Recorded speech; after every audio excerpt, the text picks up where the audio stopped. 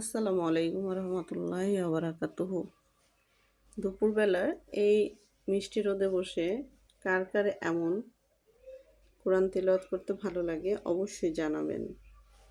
হ্যাঁ, যারা অনেক ব্যস্ত লাইফ লিড করছেন তারা নয়, যারা একটু সময় পেয়েছেন বা দীর্ঘ সময়ের জন্য এমন অবসর বা অনেক সময়ের মধ্যে আপনি আপনার সময়টাকে সুন্দর একটা পবিত্রতার অনুভূতি দিতে চান, তারাই শুধুমাত্র বুঝবে যে এই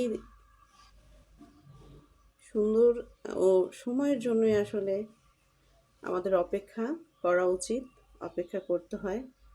এই মুহূর্তগুলো আসলে সুবহানাল্লাহ, আলহামদুলিল্লাহ, অনেক বেশি তাৎপর্যপূর্ণ, অনেক বেশি সুন্দর, পবিত্র।